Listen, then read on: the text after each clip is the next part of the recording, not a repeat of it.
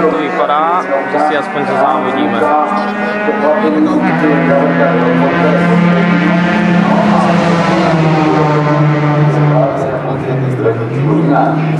Takže to je velmi, velmi zajímavé, protože jsme viděli, že je ta 50, která si výborně vyšela svojí oči. A jede. tady dojede je otázka, ale už je tady nahoře, takže ho uvidíme sami za chviličku.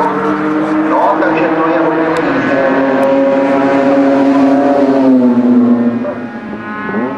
Takže to je závěr, ta 50.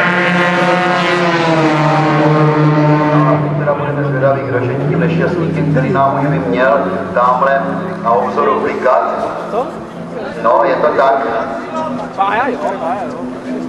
Takže o problémy v samotném závěru závodu rozhodně nouze není. Škoda přeškoda, protože to si chlapci nezaslouží. Odchroutí tady postivých 11,5 hodiny, no a podívejte se, jaký výsledek nakonec se tady ukazuje.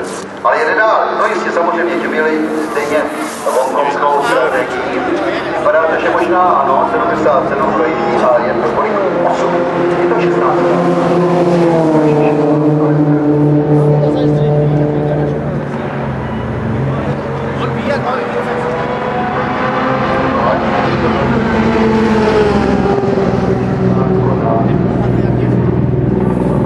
Odpálí ty svíčky zase. Čo chceš, ta čtverka to odjebe. Takže to vypadá všechno.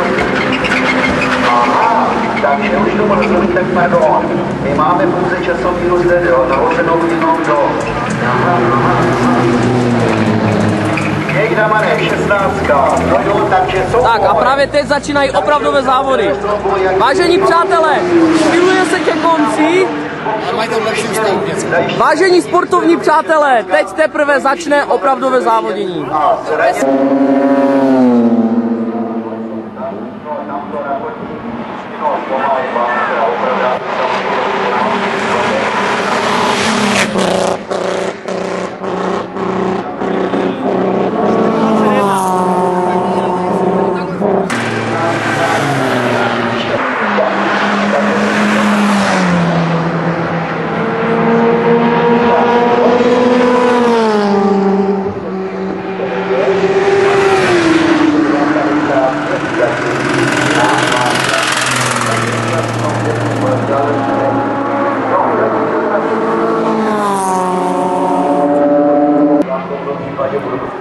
Už nám jede Matějíček, vole.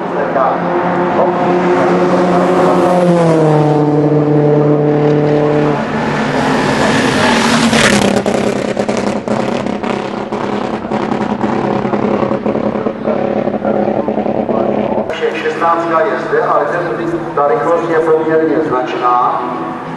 No, charakter to tam teda hodně silně. No a jede, prostě jede, to se říká.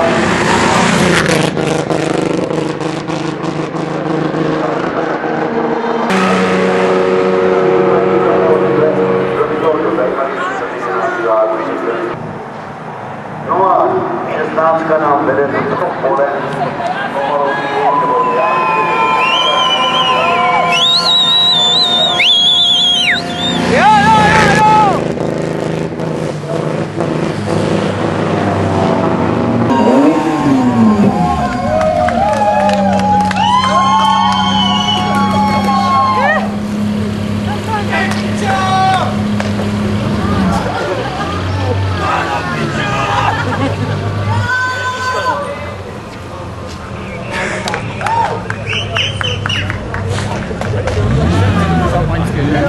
Teplého auta.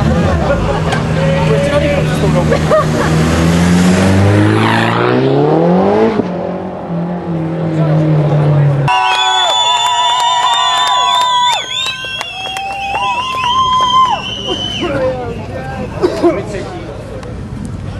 Vydržel.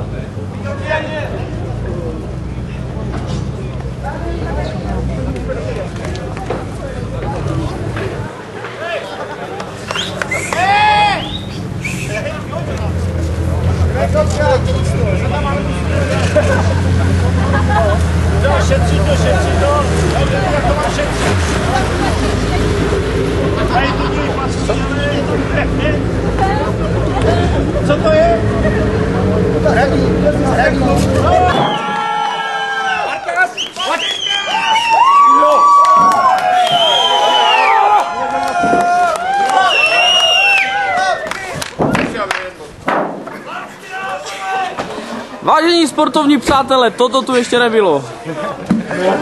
Krajský zastupitel inženýr Bravenclík. Dámským doprovodem Silvy Skácelové.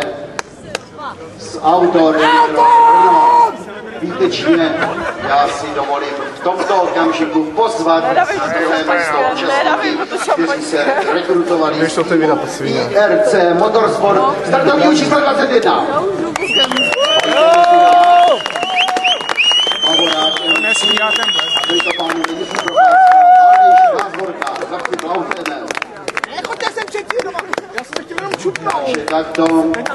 Tak za 24 čekají, vole. Myslíš, že stříkne tak daleko? On se s ním poběží, vole, co myslíš? Ano, divize čtvrtá. Péťa? Co si píš, to jsem ještě neviděl. Já jdu do davu, vole. Skácelové a Jo, ale hoši, jo, on to bude stříkat na vás, za to, že tu Peťa nedoběhne. Čeho se všichni bojíte, furt? Potažmo BP Autosport Bruntál.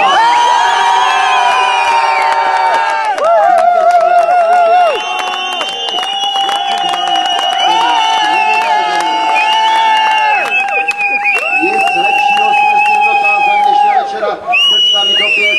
Milan Venclík, Silva Skácelová se zapíšou svým předáním věcných cen ve vzpomínce na úspěšné absolvování 12-hodinového závodu. Svíňa, on už má, vole, fakt ten na Masarykově okudu.